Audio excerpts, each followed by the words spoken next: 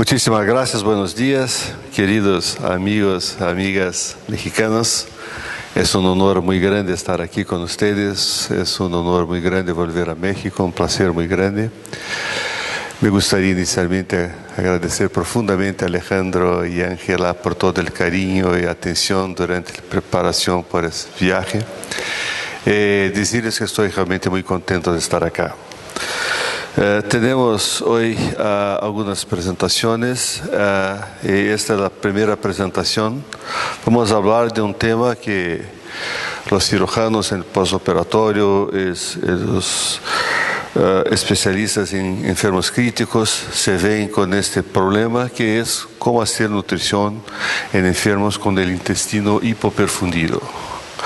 Aquí solamente para darles algunas imágenes de Curitiba, donde vivo, en el sur de Brasil. Es una ciudad con muchos parques, Alejandro la conoce bien, es muy agradable de vivir. Bueno, vean este caso clínico. Tenemos un enfermo de 64 años que está en la terapia intensiva por un trauma requiriendo intubación orotraqueal y ventilación. Inicia nutrición enteral con sonda, lo que hacemos corriqueiramente, después del ángulo de Treitz, insertada con la ayuda de un endoscopista. Y 12 horas después del inicio de nutrición enteral se muestra con distensión abdominal intensa y hipotensión. La radiografía simple de abdomen revela una distensión intensa, pero sin signos de oclusión ni neoperitoneo. Ultrasonido revela hipoperistaltismo y líquido fuera del intestino. Evoluciona con empeoramento clínico progresivo, hemorragia, shock. Y se indica una laparotomía exploradora para ver qué pasa. Y esto es lo que se encuentra, una necrosis intestinal. Es una situación que es rara, pero que hay muchas publicaciones sobre eso. La necrosis intestinal asociada con el inicio precoz de nutrición enteral. En ese estudio dice que puede atingir hasta 3,5% de enfermos con nutrición enteral. Yo creo que no es tanto, pero es importante decir, aquí están algunos estudios de la literatura, solamente para darles que la mortalidad 100%, 50%, 60%, 100%, 100%, 100%, 40%, 100%, o sea, es extremadamente grave. Normalmente porque no se hace el diagnóstico, y cuando se hace es tardío y el enfermo es un enfermo grave y la mortalidad es muy alta. Nosotros estamos acostumbrados a tratar isquemia mesentérica aguda con una oclusión de la mesentérica superior, que tiene un desastre como se ve acá. Lo que estamos hablando aquí es diferente, es un defecto de la microcirculación. Veo la microcirculación de un individuo normal y la microcirculación que se pierde en un individuo con shock séptico. Es completamente diferente.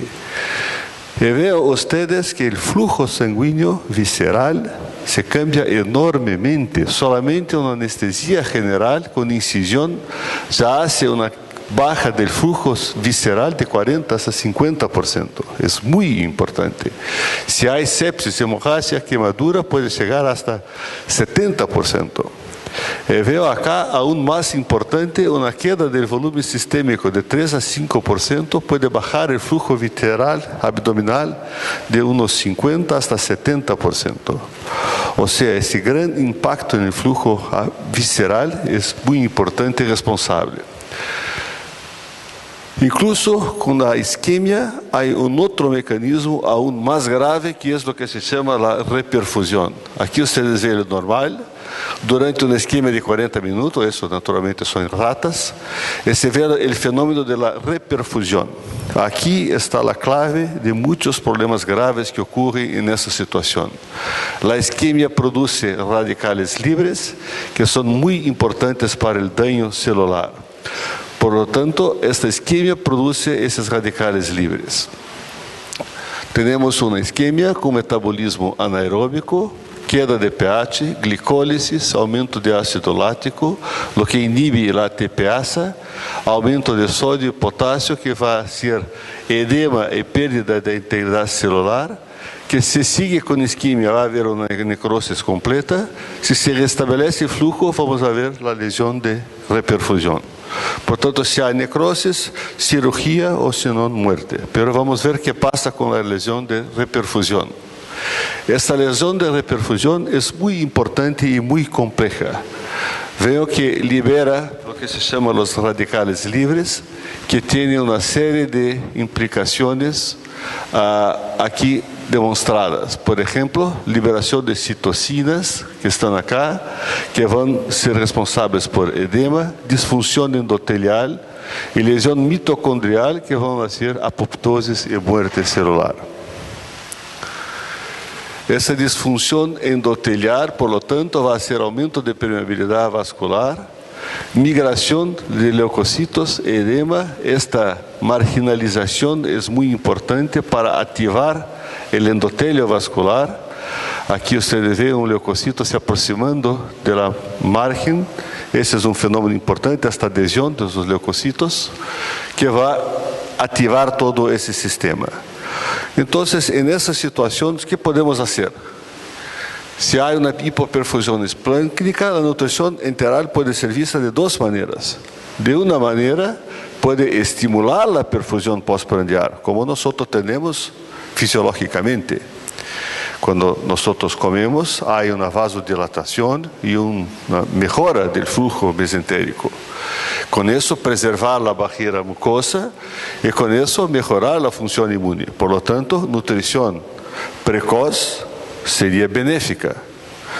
Pero, por outro lado, podemos aumentar a demanda metabólica e, por lo tanto, induzir isquemia intestinal. E aí, o que hacemos? Vamos nutrir, correr o risco de ter uma isquemia intestinal ou é melhor manter o enfermo em ayuno? Essa é toda a questão. Quais são as contraindicações formais de nutrição enteral? Nessas situações, o que podemos fazer? Nutrição parenteral exclusiva e vamos manter esse enfermo sem nutrição enteral? Ou vamos fazer uma nutrição enteral e suplementar com nutrição parenteral? Esse é o tema que vamos falar hoje por la tarde, de las indicações de nutrição enteral suplementária, que é tema que está muito em moda nesse momento. Vamos discutir pouco o metabolismo energético. Quando nós nos alimentamos, o que hacemos? Estamos, em verdade, produzindo energia, produzindo ATP, que vai ser necessária para a biossíntese, contração muscular, condução nerviosa, equilíbrio osmótico, todo o que necessitamos como energia. O que passa é que há potencial para que se produza essas substâncias que vão produzir o estresse oxidativo. Então, se há aumento do potencial de redução celular ou se há uma redução da capacidade antioxidante, por exemplo, de redução da glutationa, que é endógeno, vai haver moléculas conhecidas como radicales livres, que são extremamente tóxicas. Por exemplo, o ânion superóxido e radical hidroxila. Que é estresse oxidativo? Esse estresse oxidativo é nós. Exatamente o mesmo que ocorre com o metal, é uma oxidação que vai ser dano vocês conhecem muito bem. Todo esse sistema faz dano celular. E que são os antioxidantes? São substâncias que estão presentes em baixas concentrações em comparação com o substrato e que podem generar e prevenir a oxidação. E podem ser endógenos, por exemplo, a glutationa redutasa, superóxido dismutasa, e dietéticos, a vitamina E, a vitamina C, o selênio, vários flavonoides, carotenoides, etc. Ou seja, nossa comida tem muitos antioxidantes para prevenir fisiologicamente esta lesão. Nós sabemos que esta produção de las espécies reativas de oxígeno é muito importante, ocorre dentro da mitocôndria. E esse é o problema, porque a oxidação excessiva genera muitos radicais livres que podem causar o dano celular. E quais são as consequências, então, desse estresse oxidativo? São muitas, depende de sua magnitude. Se são pequenas, é importante para nós, por exemplo, com uma atividade antimicrobiana, pouco de radicais livres são importantes. Mas se é grande, aí sim podemos ter hasta muerte celular. Vejo que o estresse oxidativo está relacionado com muitas outras situações. Por exemplo, em el Alzheimer, Hay varias indicaciones recientes que lo que ocurre es una disfunción mitocondrial con estrés oxidativo crónico que hace un daño celular progresivo. Por ejemplo, en la enfermedad hepática, el NASH, ustedes ven aquí una situación de infiltración gordurosa de grasa en el hígado. Se sabe hoy que una parte importante es el estrés oxidativo. Hay beta-oxidación de estos lípidos que están en el hígado. Es eso que hace el daño celular importante. Mismo para la longevidad, se sabe que dietas hipocalóricas fueron asociadas con una longevidad mayor. Es por eso que desde 1554 se recomienda que alimentarse moderadamente es bueno para nosotros, probablemente para evitar la producción excesiva de radicales libres y evitar estrés oxidativo crónico. Muy bien, ¿qué podemos hacer para atenuar ese esquema de reperfusión, para evitar que ocurra?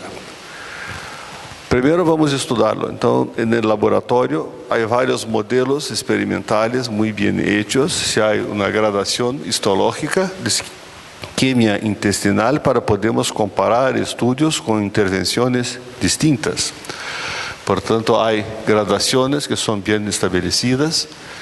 ¿Y qué vamos a hacer? Vean ese estudio. El suministro de nutrientes en la presencia de estudios de perfusión es controvertido, como decimos en el inicio.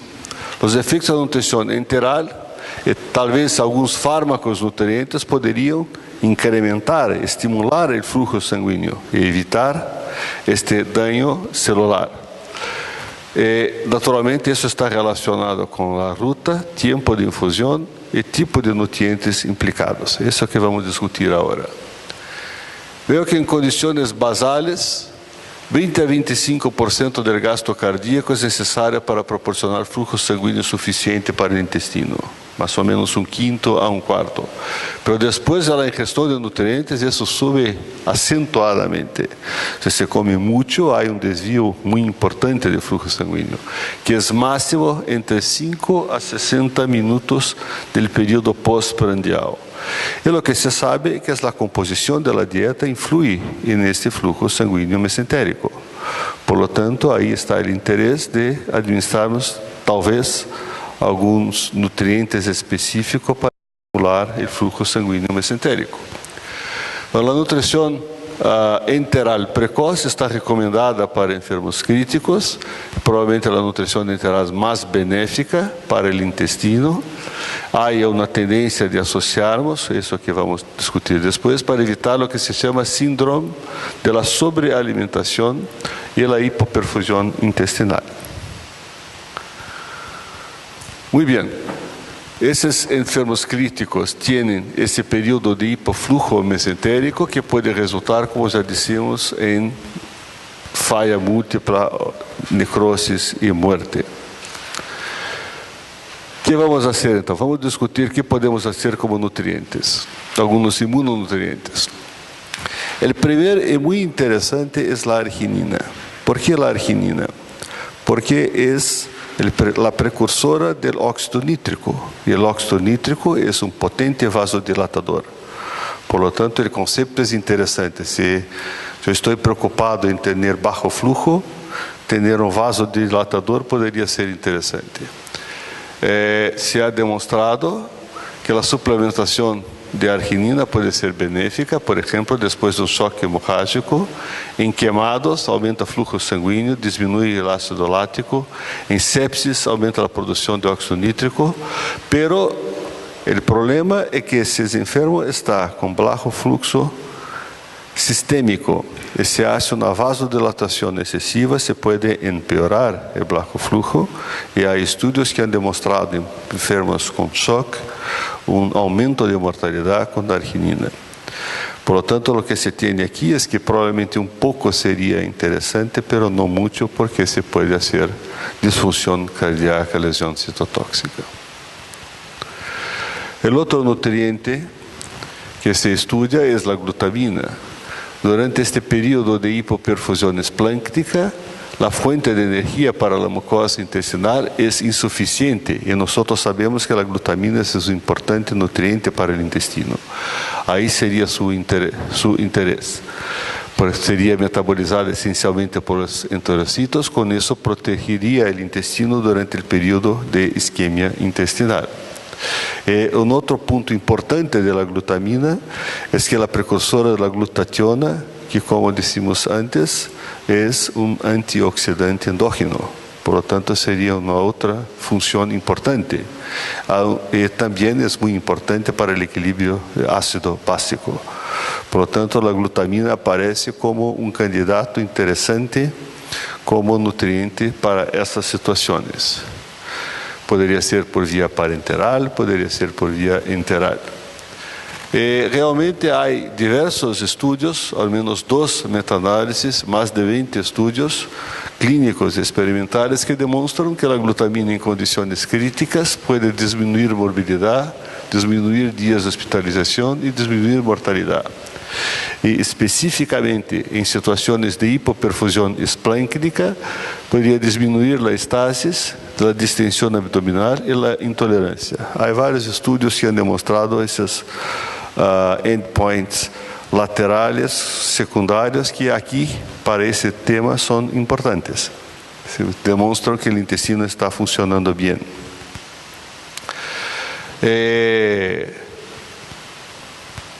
Veo, por ejemplo, ese estudio. Es un estudio en ratas interesante. Es un estudio experimental con estudio de isquemia y reperfusión en ratas. Se hizo una reperfusión después de 60 minutos de isquemia con oclusión de la arteria mesentérica superior. Y los animales fueron pretratados con glutamina en 2 dosis, 1 gramo por kilogramo día por 4, 7 o 15 días y 2 gramos por kilogramo día por 7 días. E hicieron el mismo trauma intestinal y lo que encontraron es que el pretratamiento con glutamina y suplementación de vitamina E revertió el aumento de niveles de toxina plasmática. Por lo tanto, fue muy útil. Pero aquí el punto es que fue un pretratamiento antes de la lesión. Concluí en ese estudio que nutrición enteral es recomendada para pacientes críticos, pero es motivo de controversia en casos de hipoperfusión intestinal. Y probablemente la nutrición enteral hipocalórica con fármacos nutrientes es interesante. En particular, la arginina. Lo que pasa es que esas situaciones en que hubo un trauma no se puede controlar, no se puede suministrar antes. Diferentemente, por ejemplo, de una cirugía electiva, donde podemos hacer un suministro de glutamina o de arginina 5 o 7, 10 días antes. Para empeorar la situación, ustedes conocen ese estudio publicado el año pasado en el New England Journal of Medicine, que es un estudio extremadamente importante con glutamina y antioxidantes en enfermos críticos, un estudio muy bien controlado, enfermos con fallas orgánicas múltiples, todos de ventilación mecánica, con suplementación de glutamina, tanto endovenosa como enteral. Avaliaram a mortalidade e encontraram aumento da mortalidade nos grupos que receberam o coquetel com glutamina e antioxidantes. Não teve nenhum efeito em falhas orgânicas e incluso aumentou a mortalidade. Como se pode explicar? A explicação que se vê para esse estudo é que provavelmente a dose de glutamina foi muito grande e os enfermos estavam excessivamente graves. Há evidências que doses pouco mais bajas, em enfermos não tão graves, se pode prevenir as complicações. Pero a conclusão de enfermos graves é que está contraindicada porque a provisão precoce de glutamina não melhorou clínicamente los enfermos y se asoció con aumento de mortalidad. Por lo tanto, señores, sigue un problema muy grave que hacer con los enfermos críticos en el postoperatorio. Las conclusiones se vamos a ver esta tarde con nutrición suplementaria.